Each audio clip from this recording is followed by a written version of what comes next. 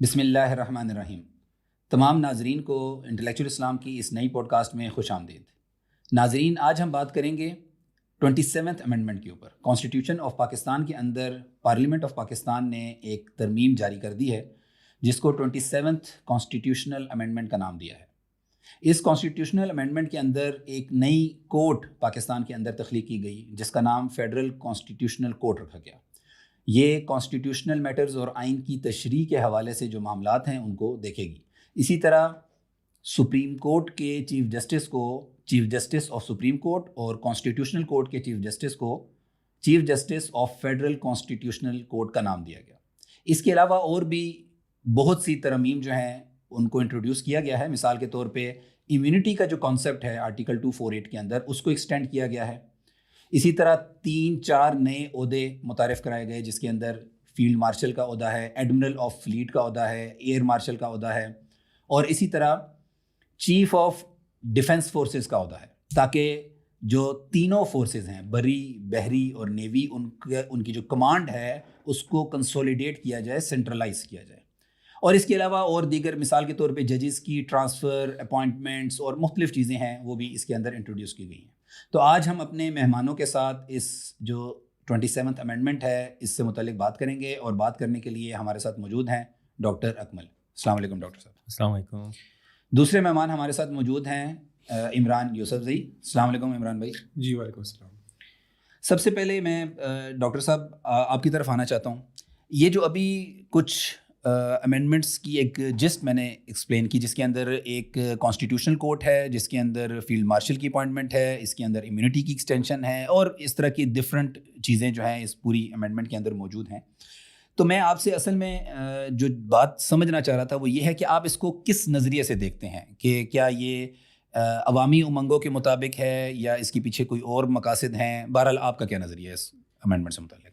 دیکھیں، یہ امینڈمنٹ اس لڑائی ہی کی ایک اور قسط ہے جو کہ کم و بیش تقریباً 3 سال پہلے شروع ہوئی تھی، جس میں کبھی جو ہے تو وہ ہمیں قاضی فائز عیسیٰ صاحب اور عمر بندیال صاحب کے درمیان میں ایک جھگڑے کی شکل میں نظر آ رہا تھا، کبھی جو ہے تو وہ ISI چیف کے لگانے کے اوپر وہ جھگڑا چل رہا تھا، کبھی جو ہے تو آرمی چیف کے اوپر وہ جھگڑا چل رہا تھا کہ فیض حمید صاحب ہوں گے یا عاصم منیر صاحب ہوں گے، اور یہ اسی پورے اسٹرگل کی ایک تسلسل ہے۔ اور اس تسلسل کا اگین میں کہوں گا انفارچونیٹ ریالٹی یہ ہے کہ اس کا ٹارگٹ اور مقصد ایکسٹینشنز، عہدے، ٹائٹلز، مراعات، ایگزیمپشنز، یہ چیزیں جو ہے تو حاصل کی جا رہی ہیں۔ اس کا تعلق جو ہے تو یعنی اب جس طریقے سے آپ نے کہا لوگوں کے مسائل کے ساتھ ہو، یا اسلام کی امپلیمنٹیشن کے ساتھ ہو، یا اسلام کے مفاد کی جو ہے تو آگے فارورڈ کرنا ہو، ان کے ساتھ نظر نہیں آتا۔ آپ کو کنٹینیوسلی جو ہے تو کبھی ایک ادارے کے بارے میں بات آئے گی کہ اچھا یہ جج جو ہے تو یہ اپنا انہوں نے گروپ بنایا ہوا ہے، یہ فلاں پولیٹیکل پارٹی کو سپورٹ کرنا چاہ رہے ہیں، دوسری طرف بات آ جاتی ہے کہ نہیں یہ دوسرا گروپ ہے، یہ اس کے ساتھ کر رہا ہے۔ کہیں پر جو ہے کسی ادارے کے اندر نام لیے جاتے ہیں، کبھی دوسرے ادارے کے اندر نام لیے جاتے ہیں۔ تو یہ جیسے میں نے کہا یہ تقریباً 3 سال پہلے شروع، حالانکہ یہ 3 سال کا جو میں استعمال کر رہا ہوں تو یہ سمپلی ایک اور سیزن ہے جو چل رہا ہے۔ یہ تو جب سے پاکستان بنا ہے تب سے ایگزیکٹلی، مطلب آپ یہ دیکھیں باجوہ صاحب کی جس میں تعیناتی ہو رہی تھی تو اس وقت بھی جنرل رضوان صاحب تھے اور ان دونوں کے درمیان ٹسل چل رہی تھی، اور باجوہ صاحب کا روکنے کے لیے، ان کا چیف بننے سے روکنے کے لیے جو ہے تو اسی طریقے سے کسی نہ کسی قسم کی آپ کے پاس پولیٹیکل ایکٹیویزم وغیرہ شروع ہو جاتی ہے، کہیں پر کورٹس وغیرہ بھی انوالو ہو جاتی ہیں۔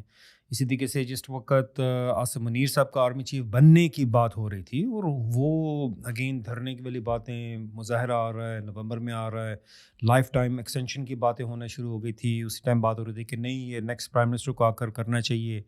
اینڈ اس میں یعنی نئے آرمی چیف کو بھی پھر تقریباً کم و بیش 8-9 مہینے لگ گئے اپنے آپ کو کنسالیڈیٹ کرتے ہوئے، اور پھر اس کے بعد بھی موجود تھا کہ اچھا کچھ ایکٹیویزم، یہ جوڈیشل ایکٹیویزم موجود ہے، اور وہ جو ہیں تو اس کو کرٹیل کرنے کی کوشش کر رہے ہیں، روک رہے ہیں۔ یہ ساری کی ساری باتیں اگین ان فائٹنگ تھی، جہاں پر آپ کے پاس یعنی سیاسی لحاظ سے زرداری، نواز شریف، عمران خان، ان کے درمیان میں کھینچا تانی نظر آتی ہے، کوئی کسی کو کھینچ رہا ہوتا ہے، کسی کو کھینچ رہا ہوتا ہے، کوئی اپنے آپ کو 10 سال کے پروگرام کے ساتھ آتا ہے، اس کے مقابلے میں دوسرا 10 سال کے پروگرام کے ساتھ آ جاتا ہے۔ اسی طریقے سے کورٹس جو ہیں تو یہ بھی ایک اکھاڑا ہے، اور اس کے اندر بھی اسی طریقے سے آپ کو یہ کھینچتانی مسلسل نظر آتی ہے. یعنی ابھی حال ہی میں جو ہے تو منصور علی شاہ صاحب کی بات ہو یا افریدی کی بات ہو، ٹھیک ہے، یا ان دونوں سے پہلے جو ہے تو عمر رضا بندیال تھے اور قاضی فیض عیسیٰ صاحب کا جو ہے تو اکھاڑے کے اندر مقابلہ چل رہا تھا، اور وہ ایک دوسرے کے خلاف اپنے مہرے استعمال کرتے ہیں. وہ فوج کے اندر کی بات ہو وہاں پہ بھی مہرے استعمال ہوتے ہیں، سیاست کی بات آتی ہے وہاں پہ بھی مہرے استعمال ہوتے ہیں. اپنے اپنے جو ہے تو وہ میں کہوں گا کہ ریسورسز کو اور اپنے جہاں جس ادارے کے اندر جس پلیٹ فارم کے اوپر وہ چاہتے ہیں کہ وہ بات کو آگے پہنچا سکے وہ کرنے کی کوشش کرتے ہیں. And this is the sad reality unfortunately کہ یہاں پر محض ایکسٹینشنز، محض ٹائٹلز، محض مراعات، محض ایگزیمپشنز، اور اس کے لیے جو ہے تو یعنی اس کانسٹیٹیوشنل امینڈمنٹ کے اندر one of the unique things ہے کہ اس میں ایک نام مینشن کیا گیا، ٹھیک ہے، چیف جسٹس یا افریدی صاحب کا نام مینشن کیا گیا ہے اور کہا گیا کہ بھائی یہ جو ہے تو سپریم کورٹ یہ چیف جسٹس آف پاکستان ہے، ٹھیک ہے. اینڈ ٹل جس وقت تک یہ یا تو استعفیٰ دے دیتے ہیں یا ریٹائر ہو جاتے ہیں اس وقت تک یہ چیف جسٹس آف پاکستان رہیں گے. پھر اس کے بعد جو ٹائٹلز آپ نے استعمال کیے ہیں پھر اس کے بعد نئے اگر تعیناتی ہوگی تو پھر یہ نئے ٹائٹلز کے ساتھ وہ آئیں گے.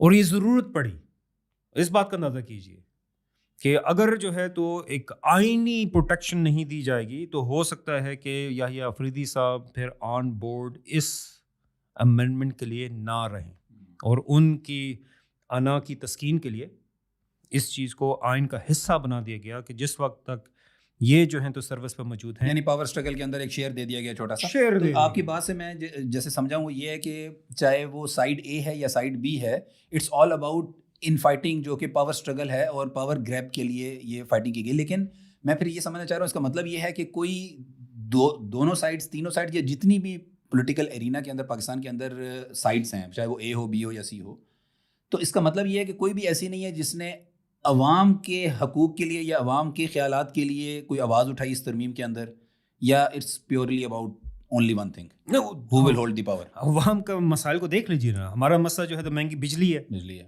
اس کو بتا دیجیے کہ بھائی پچھلی اس حکومت کی باتوں سے، پچھلی حکومت کی باتوں سے، پچھلی حکومت کی بات، یا 26ویں ترمیم، 25ویں ترمیم، کوئی بھی ترمیم اٹھا لیجیے، اس میں سے کون سا ایشو ہے جو کہ بنیادی طور پر لوگوں کے مسائل کو حل کرنے کے لیے ہو. مہنگائی کا ایشو آ جاتا ہے، بے روزگاری کا ایشو آ جاتا ہے، غربت کا مسئلہ آ جاتا ہے کہ لوگ سمپلی جو ہیں اپنے دن رات کے خرچے وغیرہ جو ہے تو پورے نہیں کر سک رہے ہیں. ایگزیکٹلی کسانوں کا ہر ایک طبقے کا ایشو یہاں پر آ جاتا ہے. ہمارے جس طریقے سے جس سسٹم کے اندر ہم رہ رہے ہیں، لوگوں کی سچویشن ہو، ان جنرل سچویشن ہو یا ہمارے اوور آل سچویشن ہو، یعنی ہمارا سچویشن بھلے کشمیر کے اندر، گریٹر انڈیا کے اندر جس طریقے سے مسلمانوں کو برتاؤ کیا جا رہا ہے، غزہ، فلسطین، قبلہ اول کا ایشو آ جاتا ہے. یعنی کس طریقے سے میں کہہ سکتا ہوں کہ یہ ترامیم مسلمانوں کے مین ایشوز کو ایڈریس کرنے کے لیے لائی گئی ہے. صحیح.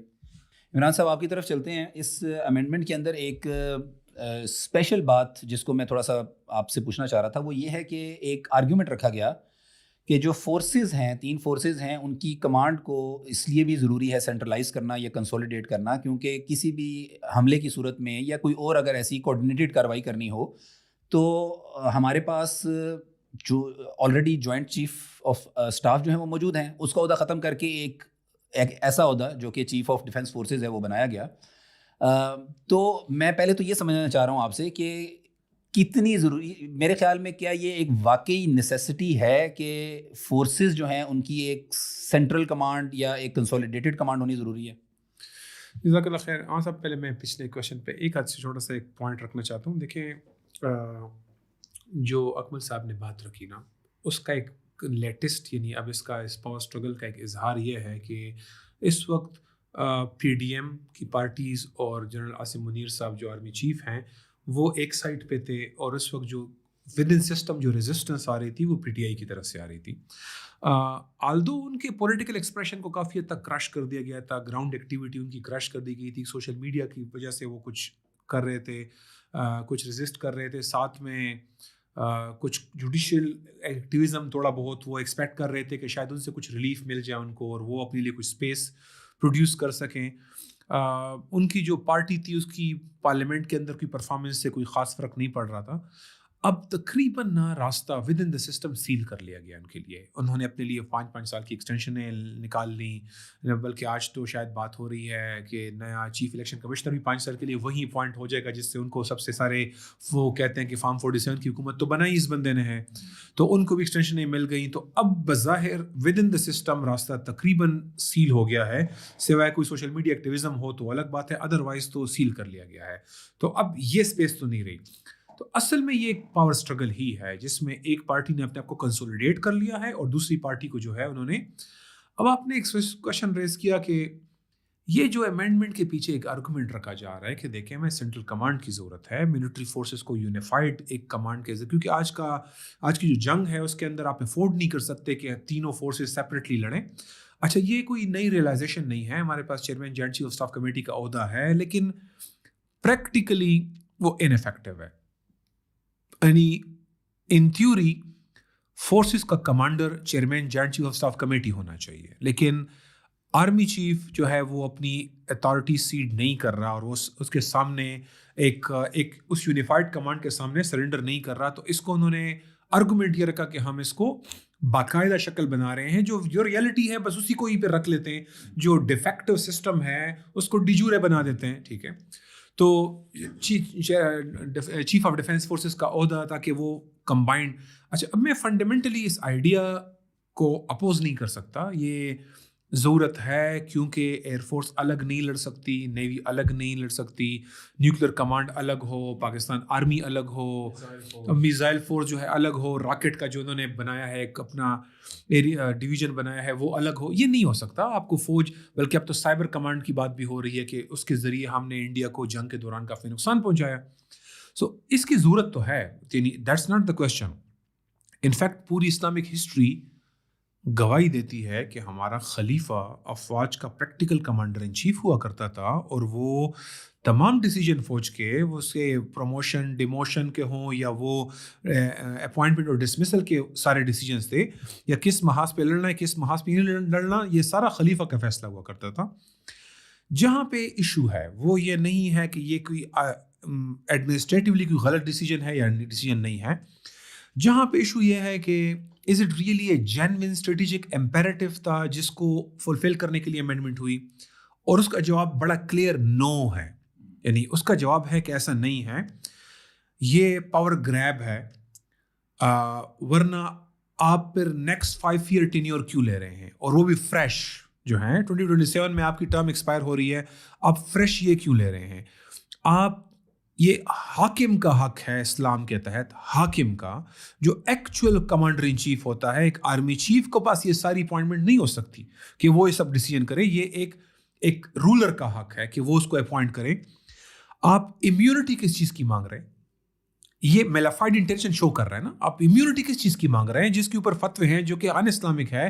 آپ سب سے اہم امت کے امور کے فیصلے کر رہے ہیں اور آپ کہہ رہے ہیں مجھے کوئی کچھ کہے گا بھی نہیں. ٹھیک ہے, میں غلط فیصلے کروں, میں جینوسائڈ کروں, میں اپنے عوام سے لڑوں, میں امریکہ کے لیے لڑوں, یا میں اچھا کام کروں, مجھے کوئی کوشچن نہیں کرے گا, فار لائف کوشچن نہیں کرے گا. What's the point? آپ کے پاس کیا دلیل ہے, کیا آرگومنٹ آپ رکھتے ہیں؟ ٹھیک ہے, کوئی آرگومنٹ نہیں ہے آپ کے پاس.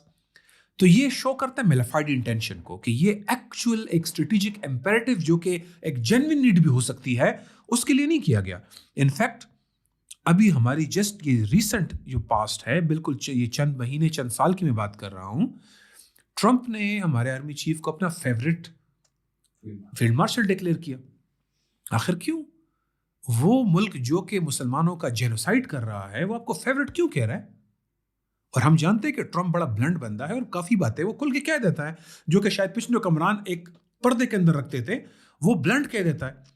تو آپ کا فیوریٹ کیوں ہے؟ پروبیبلی اس لیے کہ آپ تقریباً انٹائرلی الائنڈ ہیں ٹرمپ کے ایجنڈا کے ساتھ, جو ریجنل ایجنڈا ہو یا وہ بیونڈ ریجن ایجنڈا ہو, آپ شاید 100% الائنڈ ہیں, اس لیے اس کو آپ اتنے فیوریٹ لگتے ہیں. باقی لوگ شاید 70-80% الائنڈ تھے کیونکہ کام تو وہ بھی امریکہ کا کر رہے تھے, لیکن وہ 70-80 تھے, آپ 100% ہوں گے تبھی تو آپ فیوریٹ ہیں. وہ آپ کو کہہ رہے ہیں کہ ٹرائبل ایریا میں جنگ کرو تو آپ جنگ کرتے ہیں. وہ آپ کو کہتے ہیں غزہ کے لیے فوج بھیجو, آپ آج تک آپ نے اسٹیٹمنٹ نہیں دی کہ نہیں یہ ہم نہیں کریں گے. ہم کیوں آپ کی کینڈر سرو کریں؟ سینٹ کام کی کوآرڈینیشن آفس کے نیچے میں کیوں سرو کروں؟ میرا یہ کام ہے کہ میں حماس کو ڈسارم کروں؟ کہیں نا. پی ایم اے کاکول کے اندر آپ نے ایڈریس کیا, آپ کہیں کہ ہم یہ نہیں کریں گے, ہمارا فرض تو یہ تھا, ہم تو اس پہ شرمندہ ہیں کہ ہم نے یہودی وجود کو ختم کرنے کے لیے افواج کیوں نہیں بھجوائی. آپ یہ کہتے ہیں تو یہ ایکچولی پاور گریب ہے, لیکن اس کو ہمارے سامنے ایسے پریزنٹ کیا گیا ہے جیسے کہ یہ ایک اسٹریٹجک امپیریٹو بھی ہے. تو اصل میں ہم یہ کور کر رہے ہیں, لیکن ایک ایویڈنس آفٹر ایویڈنس ہمیں شو کرتا ہے کہ بہرحال یہ پاور گریب کے لیے کیا گیا سب کچھ. بالکل ٹھیک ہو گیا. ڈاکٹر صاحب, ابھی ایک جملہ عمران صاحب نے فرمایا, میں اسی کی طرف نیکسٹ کویشچن جو ہے وہ لے کے جانا چاہ رہا ہوں. وہ یہ کہ ایک فتویٰ آیا, وہ فتویٰ میں نے بھی پڑھا ہے. وہ فتویٰ یہ تھا بیسیکلی کہ امیونٹی تو کسی خلیفہ نے بھی نہیں مانگی, کسی امیر جہاد نے نہیں مانگی, امیونٹی خلفۂ راشدین نے نہیں مانگی. تو یہ امیونٹی کا جو کانسیپٹ ہے یہ فنڈامنٹلی ان اسلامک کانسیپٹ ہے, یہ شریعت کے خلاف کانسیپٹ ہے. اچھا, جب یہ فتویٰ آیا اور علماء کی طرف سے ایکسپلین کیا گیا یہ بات, تو اس کے باوجود میرا سوال یہ ہے کہ اس کے باوجود میں نے کوئی پارلیمنٹ کے اندر ڈیبیٹ نہیں دیکھی کہ آیا اس کو ہم پاس کریں یا نہ کریں, یا ہم رک جائیں, یا ہم حکم شرعی پہلے معلوم کر لیں اس کے متعلق. اس طرح کی کوئی بات کسی کارنر سے, کسی بھی کارنر سے, نہ اپر ہاؤس, نہ لوور ہاؤس, نہ پریزیڈنٹ ہاؤس, کہیں سے بھی یہ بات سامنے نہیں آئی کہ پہلے حکم شرعی تو معلوم کر لیں کہ اس میں حکم شرعی ہے کیا اس کے اوپر. تو اگر کائنڈلی آپ تھوڑا سا ہمیں ایک حکم شرعی بھی اگر بتا دیں, اور ساتھ کہ یہ کیوں جنریٹ نہیں ہو سکی یہ ڈیبیٹ پاکستان کی پارلیمنٹ کے اندر. خیر, آپ کے سوال, اور میں اس پہ ایڈوانس میں معذرت کر لیتا ہوں کہ اس میں تھوڑی سی ڈسیپشن موجود ہے. فار یو ٹو کلیم, یا یہ کہنا کہ یہ شق نمبر 248 ان اسلامک ہے, گیوز دی امپریشن کہ ایز ایف کہ 247 تک سب کچھ اسلامی ہے. اچھا, صحیح ہے, ٹھیک ہے نا. مطلب ہم آرٹیکل نمبر 248 پہ پہنچ گئے اور کہہ رہے ہیں کہ یار اس کے اندر یہ جو ٹویک کیا گیا ہے نا, تبدیلی کی گئی ہے نا, اس کو فائن ٹیون کیا گیا ہے. 248 نیا تو ایڈ نہیں کیا گیا, یہ پہلے سے موجود تھا, اور یہ 56 کے آئین میں بھی تھا, اور اسی طریقے سے بعد میں جو 62 کے آئین میں بھی, اور 73 کے آئین میں بھی, اور جتنا بھی جو ابھی صرف ایکسٹینڈ کر رہے ہیں, ابھی صرف اس کو تاحیات کیا ہے انہوں نے, وہ بھی اس وقت تک کہ اگر وہ کوئی اور عہدہ نہیں لیتے ہیں. تو اس میں ایک امپلائڈ میننگ موجود ہے کہ ایز ایف کہ باقی سب کچھ اسلامک ہے, اور اس کے اندر یہ جو بیچ میں ایک چھوٹی سی یعنی ایڈیشن کی گئی ہے کہ پہلے یہ صرف اور صرف ڈیورنگ سروس کی استثناء اصل تھا, اور ابھی جو ہے تو آفٹر سروس بھی استثناء ہو جائے گا, تو یہ ان اسلامک ہے. آئین یہاں آئین کی شک کی بات نہیں ہو رہی ہے, ٹھیک ہے, یہاں پہ آئین کی شک کے حوالے سے بات کی جا رہی ہے. سب سے پہلے تو اس کا تعین تو کیا جائے نا کہ یہ آئین جو ہے تو کس طریقے سے اسلامی ہے. ٹھیک ہے, آئین کے اندر وہ ڈیولیوشن آف پاور کی بات ہے, اس میں ڈویژن آف پاور کی بات ہے, اس میں ٹرائیکاٹومی آف پاور کی بات ہے, 3 آرگنس آف دا اسٹیٹ کی بات ہے. یہ ساری باتیں کیا اسلام سے نکلے ہوئی ہیں؟ یعنی کہاں پر ہے ہمارے پاس استدلال کہ ہم کہہ سکیں کہ بھائی یہ دیکھو اجتہاد کے اندر قرآن کی اس آیت سے جو ہے تو ہم یہ کرینے کے بیسس کے اوپر اس کے وجوب کا تعین کر رہے ہیں, اس کے ندب کا کر رہے ہیں, اس کی کراہت کا کر رہے ہیں, اس کی اباحت کا کر رہے ہیں. کہاں پر یہ سارے کے سارے ڈسکشن؟ پہلے ہم اس بات کا تعین تو کریں نا کہ یہ جو پورا ہمیں ڈھانچہ دیا گیا ہے, ایک پوری ریاست کا جو ہے تو ایک شکل دے دی گئی ہے, اس کے لیے سب سے پہلے تو ہم یہ آرگومنٹ بلڈ کر سکیں کہ یہ اسلامی ہے, اسلامی ماخذ سے نکالا گیا ہے, اسلامی طریقے سے نکالا گیا ہے.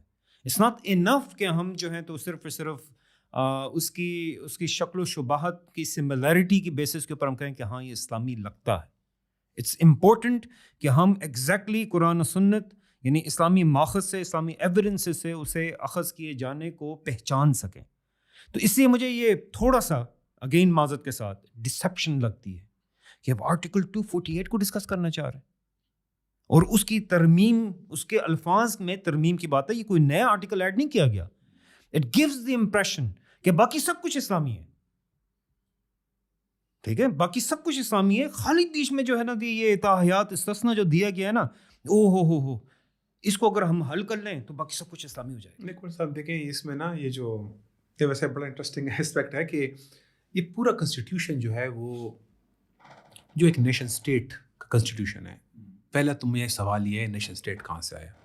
اسلام میں ایک اسلامک اسٹیٹ کی ٹیمپری فرنٹیئرز تو ہو سکتی ہیں, لیکن پرماننٹ بارڈر جو ایک انٹرنیشنل UN کے نیچے کام کر رہا ہو اور جس کے بارڈر فکس ہوں اور جس کو کراس کرنا جو ہے وہ دوسرے ملک میں مداخلت سمجھا جائے، یہ پورا کنسیپٹ غیر اسلامی ہے. یہ جو آپ نے فیڈرل اسٹیٹ کریٹ کی ہوئی ہے جس میں صوبائی خود مختاریاں ہیں اور ہر صوبے کی آپس میں ایک الائنس ہے، بیسیکلی ایک چند چیزوں پہ آپس میں ایگری ہوئے ہیں، یہ کنسیپٹ کہاں سے اسلام میں ہے؟ اسلام تو یونٹری اسٹرکچر کی بات کرتا ہے. یہ پورا جو ڈیموکریٹک آرڈر ہے کہ ول of the people of Pakistan will establish an order, جو ہمارا پریمبل یہ بات کرتا ہے، وائی اللہ کا حکم کیوں ایک آرڈر کو اسٹیبلش نہیں کرے گا؟ قرآن و سنہ ایک آرڈر کو کیسے اسٹیبلش نہیں کرے گا؟ Will of the people of Pakistan کیسے اسٹیبلش کرے گا اس کو؟ یہ پورا جو فنڈامنٹل آپ بات کر رہے ہیں اس کی کیا تک ہے؟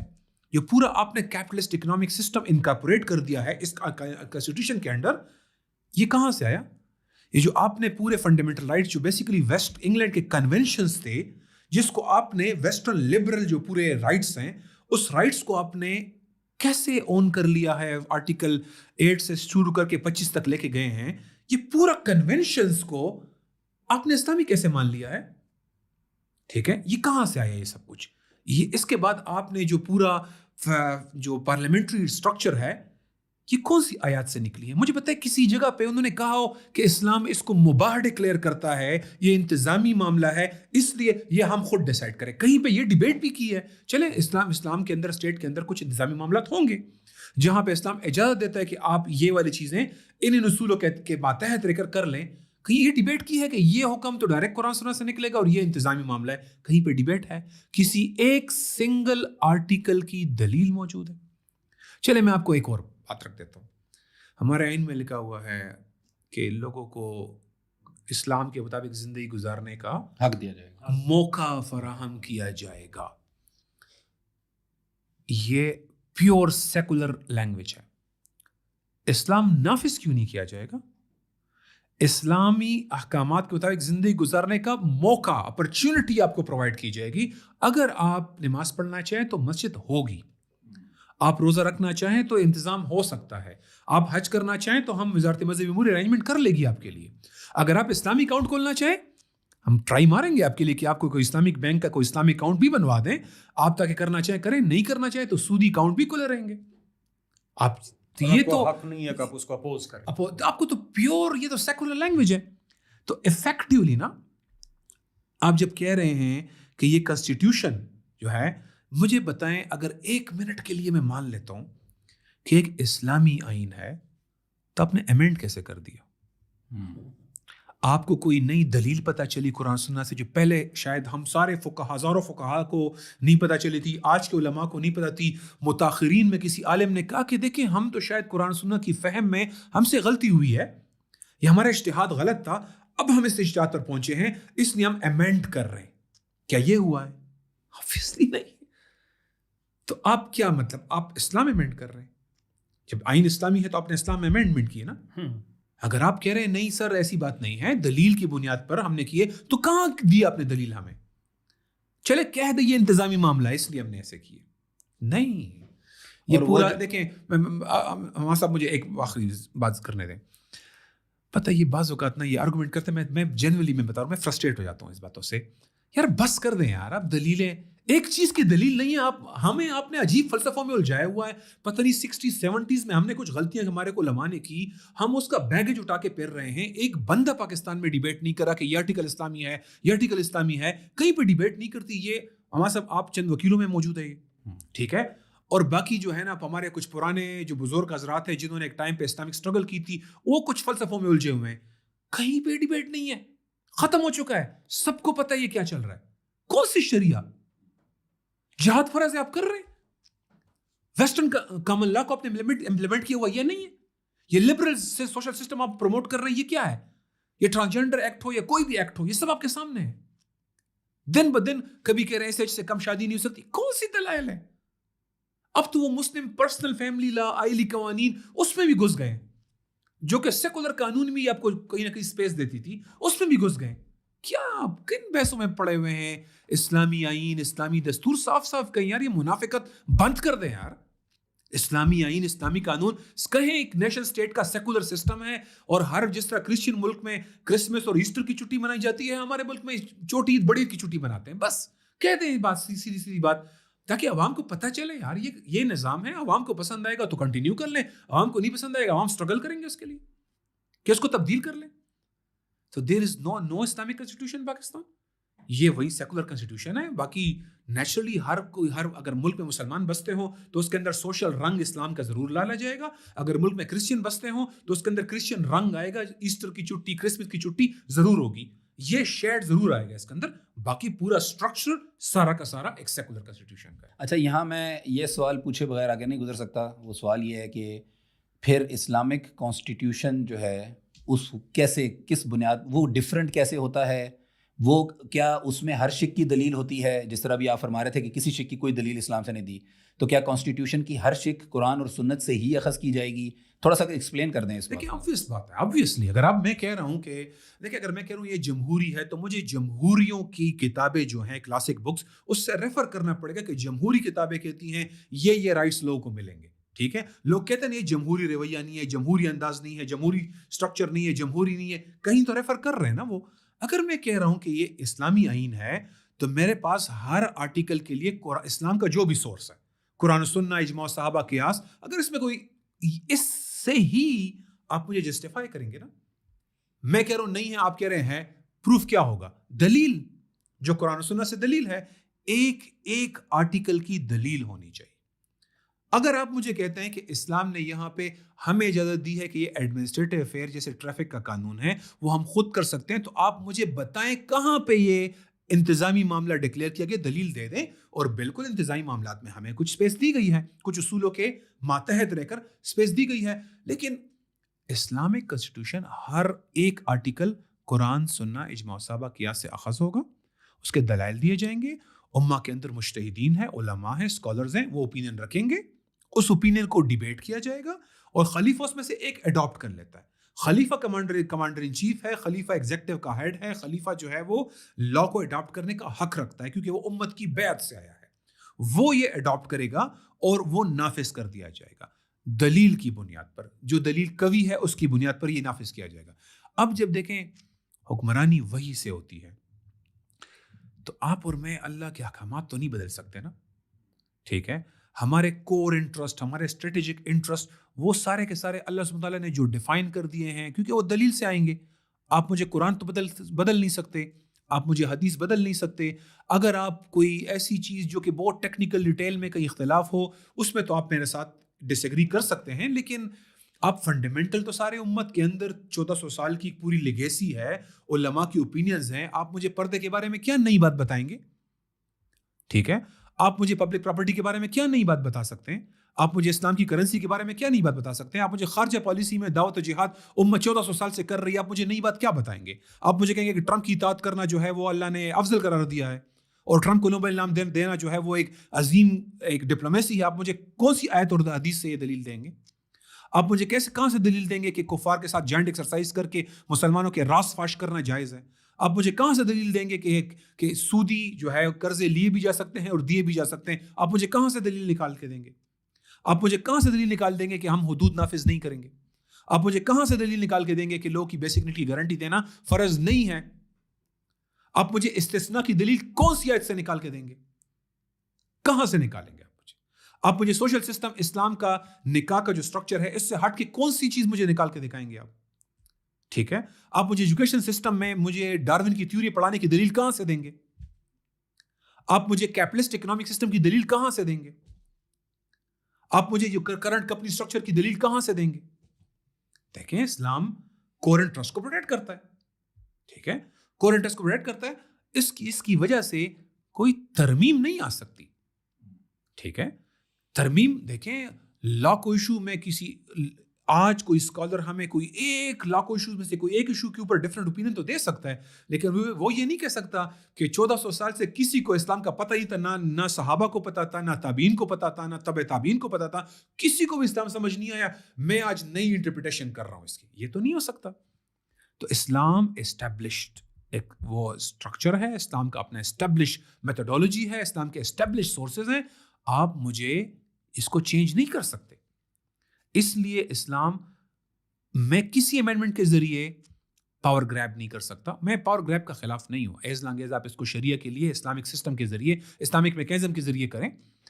لیکن آپ عوام کا حق کوئی بھی نہیں چھین سکتے. آپ کسی نان مسلم کو غصے میں آ کے ان کے حقوق چھین نہیں سکتے. آپ کو کوئی حق نہیں ہے. آپ کوئی امینڈمنٹ نہیں لا سکتے کہ ہم جو ہے ان سے اب آج کے بعد ان سے اتنا زیادہ مال چھین لیں گے, ان کو جینے کا حق نہیں دیں گے کیونکہ دوسرے ملک میں مسلمان پہ ظلم ہوا تو ہم یہاں کرسچن کے ساتھ ظلم کریں گے.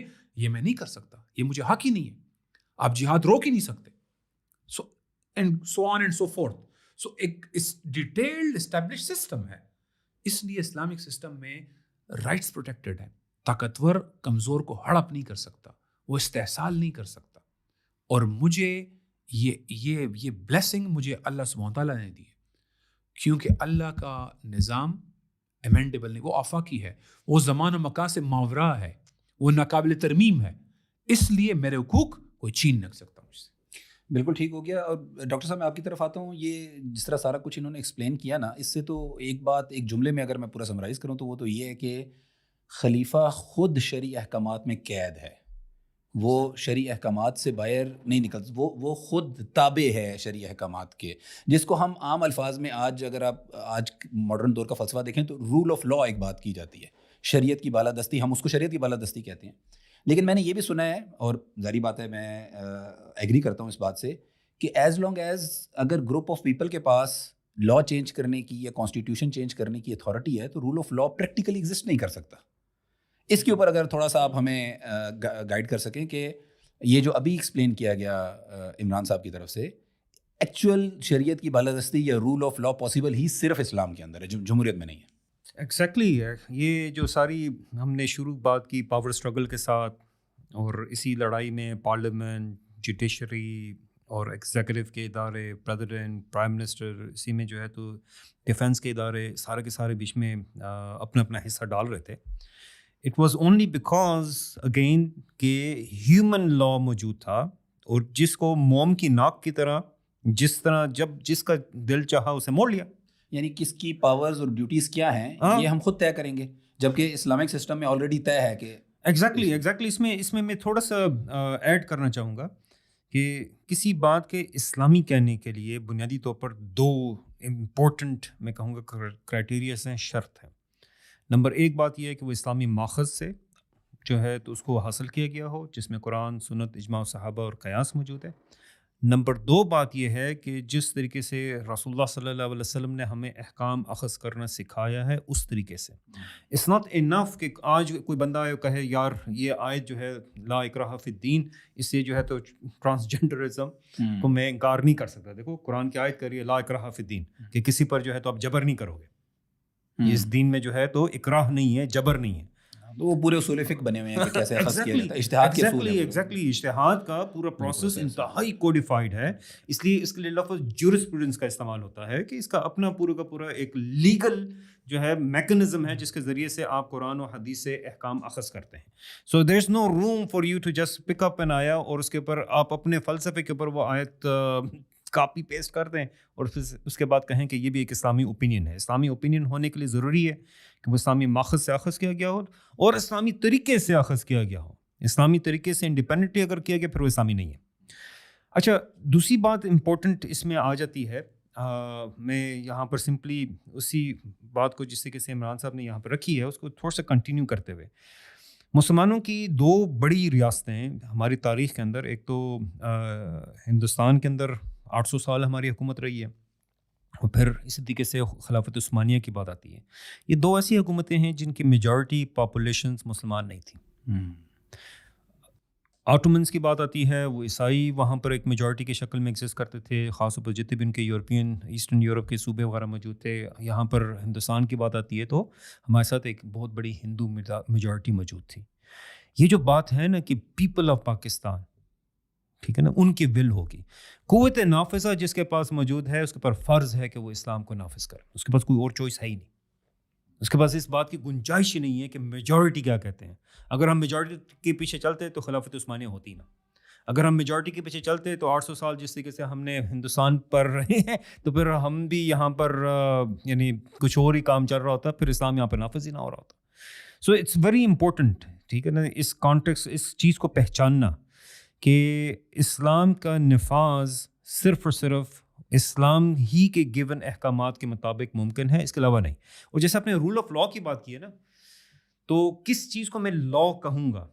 میں خیر تھوڑی سی پرانی بات ہے، زیادہ پرانی نہیں ہے، مگر بش جونیئر کے زمانے کی بات ہے، اور اس وقت سے یہ چیز چلتی آ رہی ہے، اور اس کو ایگزیکٹو اوپینین کہہ رہے ہیں کہ ان کی پارلیمنٹ کی طرف سے، ہاؤس آف ریپرزینٹیٹیوز یا سینٹس کی طرف سے ایک قانون بن کے آ جاتا تھا، اور بش صاحب جو ہیں تو اپنے قلم کے ساتھ اس پر ایک سائڈ نوٹ لکھتے تھے کہ یہ میری انڈرسٹینڈنگ ہے، اس قانون کا یہ مطلب ہے. اور وہ جو ایگزیکٹو ریویو ہے وہ چیز جو ہے تو پھر نافذ، اس کی ایڈمنسٹریشن نافذ کرتی تھی کہ this is what we have understood from this law, یہ انسان کا بنایا قانون ہے. ٹھیک ہے، ان کی قانون یعنی اگین پارلیمنٹ نے قانون پاس کیا اگینسٹ ٹارچر، اور بش صاحب نے جو ہے تو بیچ میں ساتھ میں فٹ نوٹ ایڈ کر دیا کہ یار ان کیسز آف ایمرجنسی یا یہ چیزیں جہاں پر فزیکل ہارم نہ ہو رہا ہو، لاس آف لم اور لائف نہ ہو رہا ہو، تو وہ ٹارچر نہیں ہے. اسے سمپلی جو ہے تو اس کو ایڈ کر کے پورا کا پورا قانون امینڈ کر دیا. اور اس کے بعد وہ واٹر بورڈنگ کی بات ہو، وہ جو ہے تو سلیپ ڈپریویشن کی بات ہو، وہ جو ہے تو انسانی سائز سے کم جگہ کے اوپر کنفائن کرنا ہو، وہ جو ہے تو لائٹ سے ڈپریویشن کی بات ہو، بھوکا رکھنا ہو، میڈیسن کو کنٹرول کرنا ہو، جو بھی آپ کو ابو غرائب کے اور اسی طریقے سے جو ہے تو بگرام کے اوپر جو مظالم ہوتے رہے، یہ سارے کے سارے ہم یہ کوئی چھپی ہوئی باتیں نہیں ہیں. اور اسی طریقے سے جو گوٹانومو کے اندر وہ لوگ کرتے رہے ہیں، سب کا سب سمپلی اس وجہ سے کہ ایون لیجسلیٹو انٹینٹ کے باوجود صدر بش جو ہے تو سمپلی فٹ نوٹ کے اوپر اپنی اوپینین لکھتا ہے، اور اس کی ایڈمنسٹریشن اس کو فالو کر رہی ہے، اور کوئی جج کوئی جو ہے تو قانون اس کو نہیں پکڑتا، کہتے ہیں یہ اس کا حق ہے، اس کا استحقاق ہے، وہ جو ہے تو ایک لا کو اپنی مرضی سے انٹرپریٹ کر سکتا ہے. اب ہمارے پاس جو ہے وہ رول آف لا کی بات کر رہے ہیں، وہاں پر سمپلی ایک بندہ سمپلی ایک پاس شدہ لا کے اوپر وہ دستخط بھی کرتا ہے، اس کو لا کا حصہ بھی بناتا ہے، ساتھ میں اپنی انٹرپریٹیشن لکھ دیتا ہے.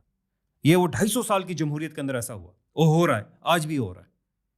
اور ہمیں یہ کہا جا رہا ہے کہ جمہوریت کے ذریعے سے آپ کو رول آف لا ملے گا. نہیں، رول آف لا تو وہاں پہ ملے گا نا کہ جس ٹائم آپ ایک رول کو بدلتے ہوئے آپ کے ہاتھ کانپنا شروع ہو جائے، کہ جب اللہ تعالیٰ ہم کہتا ہے کہ حل اللہ بیع وحرم الربا، آیت کو چینج کریں نا، ایک زیر زبر کو اوپر نیچے کرنے کی کوشش کریں، کہیں کہ اچھا یار میں جو ہوں تو یہ حلل بیع ہے وہ حرم الربا ہے، یہ حرم الربا کو بریکٹ میں لے آتے ہیں، خالی بریکٹ ایڈ کر دیں کہ یہ پیرنتھیسس کے اندر ہے، یہ مین آیت نہیں ہے، خالی پیرنتھیسس ڈال دیں.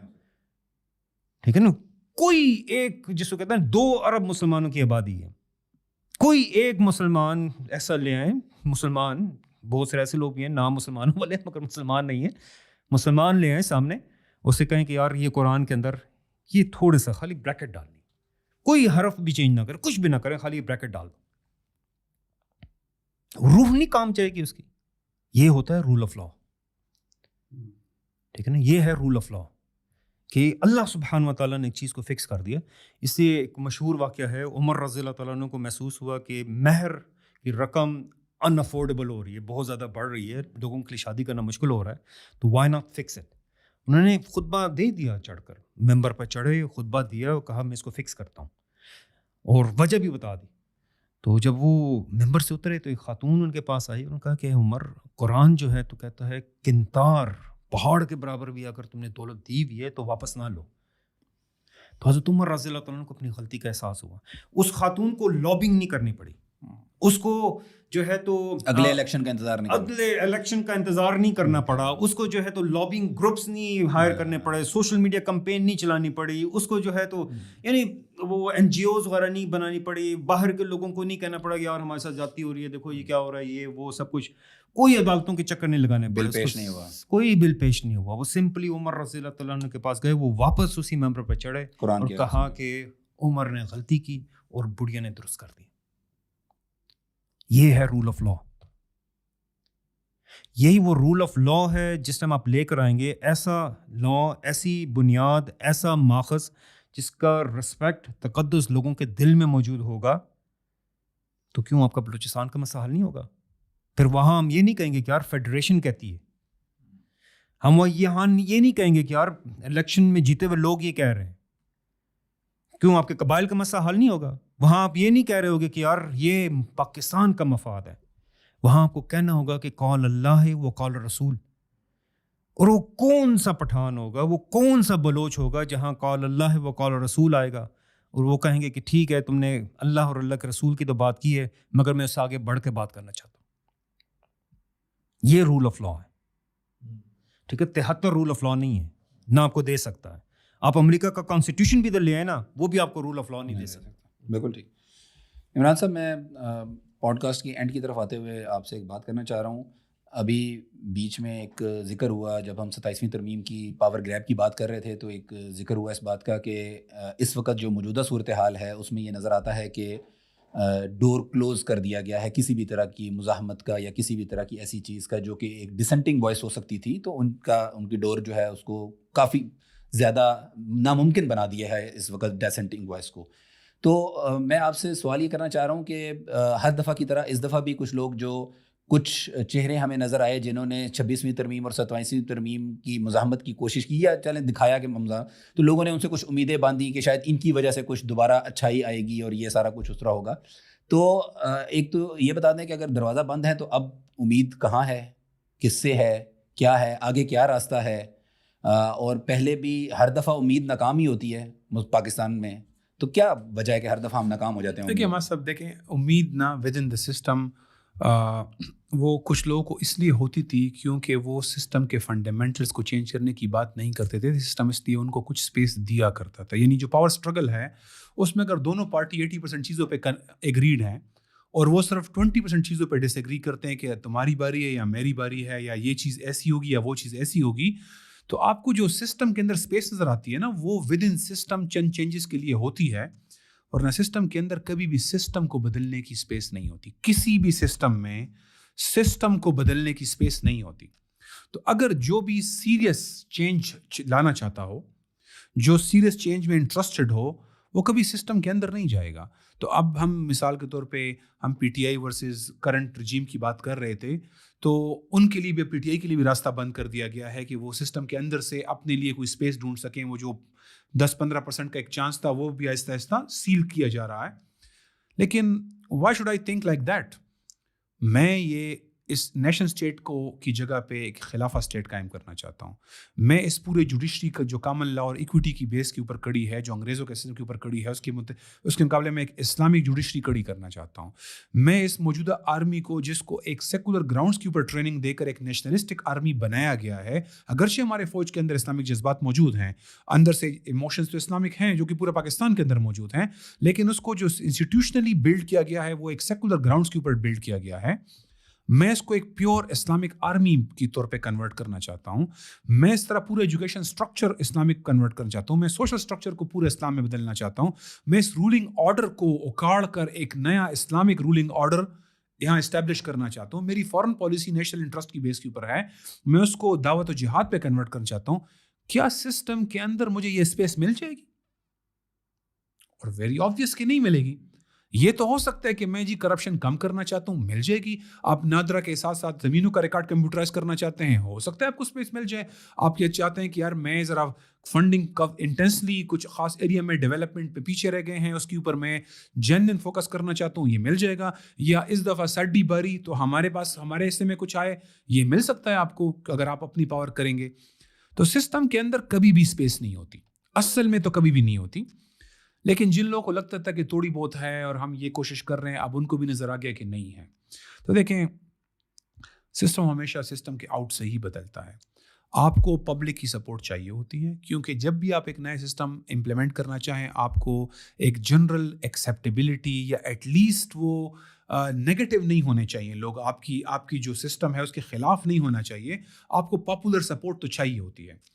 الحمدللہ پاکستان میں تبدیلی کے لیے, پاکستان میں چھوڑیں دنیا کے ہر ملک میں تبدیلی کے لیے پاپولر سپورٹ موجود ہے. ہر ملک میں موجود ہے, امریکہ میں بھی موجود ہے, فرانس کے اندر بھی موجود ہے, اور پورے مسلم ورلڈ تو بوائلنگ پوائنٹ پہ کھڑا ہے.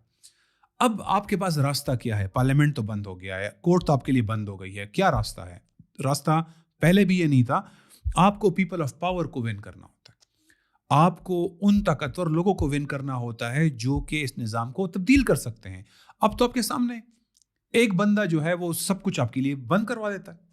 ٹھیک ہے, یہ ہے ساری پاور. یہ سارا لیگل فساد تو آپ کے سامنے کلیئر ہے. بندے پورے کرنا ہو, پارلیمنٹ سے پورا کرنا ہو, کورٹ کو اکاڑ پھینکنا ہو, ایک بندہ کر لیتا ہے. آپ کو طاقتور امت کے پاس راستہ یہ ہے, سنسیئر لوگ کے پاس راستہ یہ ہے, سیریس فار چینج لوگ کے پاس راستہ یہ ہے کہ وہ ون کریں سم سنسیئر پیپل آف پاور کو. یہ امت کو پکارنا چاہیے. امت کو افواج پاکستان کے اندر طاقتور ہیں تو افواج کو پکارنا چاہیے. اگر افغانستان میں کچھ بڑے قبائل طاقتور ہیں تو ان کو پکارنا چاہیے. اگر وہاں طالبان کمانڈر طاقتور ہیں تو ان کو پکارنا چاہیے. اگر وہ کسی اور ملک میں کچھ اور لوگ, کچھ خاندان طاقتور ہیں تو ان کو پکارنا چاہیے. پاکستان کے اندر وائٹ طبقے ہیں جو کہ کافی اسٹرانگ انفلوئنس رکھتے ہیں, ان طبقوں کو پکارنا چاہیے آپ کو, تاکہ اوورال نیڈ فار چینج کو, جو عوام کی پاپولر ڈیمانڈ ہے اس کو لوگ امبریس کریں. سو دس از دا وے فارورڈ. یہ وے فارورڈ پہلے بھی یہی تھا اور آج بھی یہی ہے, اور یہ وہ وے فارورڈ ہے جو نبی صلی اللہ علیہ وآلہ وسلم نے بھی فالو کیا ہے.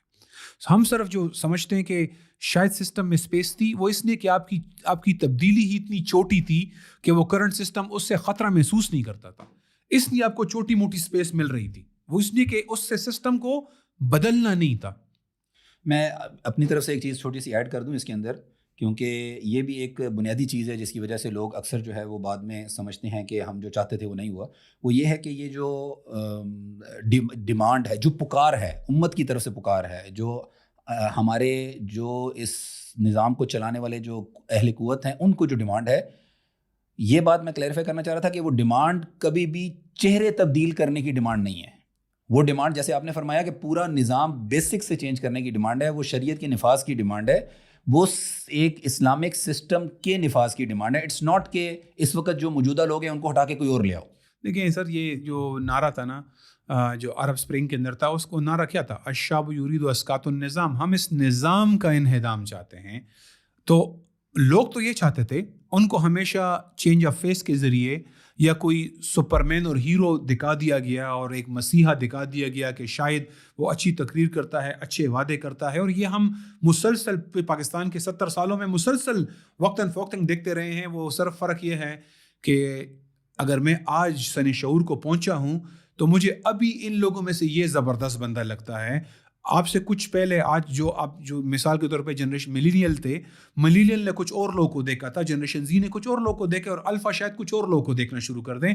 ورنہ ہمیشہ یہ ہیرو ہمارے سامنے موجود رہے ہیں جو پریزنٹ کیے گئے ہیں ایز اے ہیرو. اور دیکھیں, جب ایک مین اسٹریم میں ایک سسٹم آپ کو ایک بندے کو بطور ہیرو پروجیکٹ کرنے کی اجازت دیتا ہے تو اس کی وجہ یہ ہے کہ وہ شاید اس سے اتنا خطرہ محسوس نہیں کرتے, تبھی اس کو مین اسٹریم پہ اسپیس ملتی ہے. ہم جانتے ہیں پورا میڈیا اس وقت وہ کمپلیٹلی ہائی جیکڈ ہے, پورا کورٹ سٹرکچر سارا ہائی جیکڈ ہے, پورا پارلیمنٹ جو ہے اس وقت ان کے گھر کی لونڈی بنا ہوا ہے. انفیکٹ مین اسٹریم پہ جو کچھ بھی ہے آپ کو نظر آتا ہے کہ وہ ایک براڈر پیراڈائم کے اندر موجود ہے, جس کو ایک خاص اسپیس دی گئی ہے, ورنہ ان کو اجازت نہ ملتی. اور جو بھی جینون, سینسیئر اور ایک پریکٹیکل لائعمل کے ساتھ تبدیلی لانا چاہے گا, اس کو مین اسٹریم پہ کوئی بڑی اسپیس ملنا مشکل ہے. یہ ایک لاجیکل بات ہے. ایک سسٹم کچھ لوگوں سے خطرہ محسوس کرتا ہے, وہ کیوں ان کو پبلک اسپیس دے گا؟ وہ ان کو کیوں الاؤ کرے گا کہ ان کو پاس ایک وائڈر آڈینس آئے اور لوگ ان کا ایک ریڈیکل ایجنڈا جو لوگوں کو پسند ہے, لوگ سننا چاہتے ہیں, لوگ اس کو ایمبریس کرنا چاہتے ہیں, ان کو اسپیس کیسے ملے گی؟ تو ہمیشہ آپ کے سامنے ایسے کچھ ہیرو رکھے گئے ہیں, اور وہ ہیرو جو ہے کچھ عرصے بعد جب ان کو موقع ملا تو عوام آخر میں مایوس ہوئی, اور عوام نے کہا کہ کوئی بھی تبدیلی نہیں آ سکتی. ڈاکٹر صاحب, یہ بالکل آخری سوال ہے. آخری سوال, میں کچھ امید کی بات سننا چاہتا ہوں. میں اگر آپ سے یہ سوال کروں کہ یہ جو جبر کا دور ہے, ظلم کی رات ہے, اس کے ختم ہونے کے امکانات اس کتنا یقینی ہے, کس یقین کے ساتھ ہمیں اس جبر اور ظلم کے خلاف کھڑے ہونا ہے؟ دیکھیں, یقین تو ہمارے ایمان کا حصہ ہے. اول بات یہ ہے کہ مایوسی کفر ہے. نمبر 2 بات یہ ہے کہ اللہ سبحانہ و تعالیٰ نے رسول اللہ صلی اللہ علیہ وسلم کی زبان سے ہمیں خوشخبری دی, جس میں کہ امت کے 5 ادوار گنائے گئے, جس میں سب سے پہلا دور رسول اللہ صلی اللہ علیہ وسلم کی تحت نبوت کا دور تھا, پھر خلافت راشدہ کا دور تھا, پھر اس کے بعد جو ہے تو ملکن عدود آیا, جس میں کہ بنیادی طور پر موروثی اور خاندانوں کے اندر جکڑی ہوئی جو ہے تو ہمارے اوپر خلافت اور حکومت موجود تھی. اور پھر اس کے بعد ملکن جبریتاً, کہ وہ نظام, وہ ریاستیں جو مسلمانوں کے اوپر جبراً مسلط کی گئی ہیں. ایسی ریاستیں جن کے بنیادی میں کہوں گا فلسفہ، بنیادی پرنسپلز مسلمانوں کے عقیدہ کے ساتھ، مسلمانوں کی کنوکشن کے ساتھ ان کانٹرڈکشن ہے. مسلمان سود کو حرام سمجھتے ہیں، اللہ کے ساتھ، اللہ اور اللہ کے نبی کے ساتھ جنگ سمجھتے ہیں، اور یہ مسلمانوں پر سود مسلط کیے ہوئے ہیں. اور رسول اللہ صلی اللہ علیہ وسلم نے ہمیں پیشن گوئی دی ثم تکون خلافہ علی المنہاج النبوہ، کہ پھر اس کے بعد خلافت قائم ہوگی. تو یہ بھلے ہمیں یہ سارے کے سارے ہتھ کنڈے ہیں، ٹھیک ہے نا. پہلے ڈائریکٹ کلونیلزم تھا، جب وہ فرینچ ہوں، برٹش ہوں، پرتگیز ہوں، یہ سارے کے سارے ہم مسلمان زمینوں کے اوپر زبردستی قابض تھے، اور ہماری زندگیوں کے، ہمارے جو ہیں مستقبلوں کے حاکم بنے ہوئے تھے، مالک بنے ہوئے تھے. اور پھر نیو کلونیلزم آیا، انڈائریکٹ کلونیلزم آیا، جس میں ہمارے اوپر، جس طریقے سے بھی آپ بات کر رہے تھے چہروں کی تبدیلی کے حوالے سے، کبھی جمہوری، کبھی ڈکٹیٹرشپ، کبھی ایک بندہ آیا، کبھی دوسرا آیا، ہر دوسرے بندہ جس طریقے سے یہاں پر بھی رکھا گیا وہ نجات دہندہ بن کر آتا رہتا ہے. یہ سب کا سب جبر کی مختلف شکلیں ہیں، اور ان سب شکلوں نے ختم ہونا ہے، اور وہ خلافت قائم ہوگی، کیونکہ یہ رسول اللہ صلی اللہ علیہ وسلم کی پیشن گوئی ہے، اور انہوں نے جو کچھ کہا حق کہا ہے، وہ صادق المصدوق ہے. یہ چیز جو ہے وہ خلافت بھی قائم ہونی ہے، اور وہ صرف خلافت نہیں ہوگی، وہ ایک ایسی زبردست اسٹیٹ ہوگی جس نے رسول اللہ صلی اللہ علیہ وسلم کی دیگر پیشن گوئیاں دی ہوئی ہیں ان کو بھی پورا کرنا ہے، کہ اسلام دنیا کے مشرق و مغارب تک پہنچنا ہے. وہ گھروں کے اندر عزت کے ساتھ داخل ہو یا غلبے کے ساتھ داخل ہو، کہ اسلام نے جو ہے تو روم پہنچنا ہے، ٹھیک ہے نا. اسلام نے جو ہے تو ایسا خلیفہ پروڈیوس کرنا ہے جو بغیر حساب کتاب کے ویلتھ ڈسٹریبیوٹ کرے گا. آج وہ NFC ایوارڈ کے اوپر آپس میں جھگڑ رہے ہیں کہ صوبوں کے پاس کتنی دولت ہے، اس کے پاس کی. امیجن کر سکتے ہیں ایسا خلیفہ بغیر حساب کے. یہ رسول اللہ صلی اللہ علیہ وسلم ہمیں بشارت دے رہے ہیں کہ حساب کتاب وہ نہیں کرے گا جب وہ ویلتھ کو ڈسٹریبیوٹ کرنا چاہے گا. یہ اسلام کے اکنامک سسٹم کی، پولیٹیکل سسٹم کے، اسلام کے اسٹرکچر کی اسٹرینتھ ہے کہ وہ اس قسم کا سسٹم آپ کو دے سکتا ہے. یہ سورج طلوع ہونا ہے، کیونکہ یہ رسول اللہ صلی اللہ علیہ وسلم کی بشارت ہے. اب اصل سوال ہمارے لیے ہے کہ ہم اس میں حصہ کتنا ڈالیں گے، ٹھیک ہے نا. اس میں سے ہم کتنا اجر لے سکتے ہیں، کیونکہ جو انہوں نے کہا وہ تو برحق ہے، ہو کر رہے گا.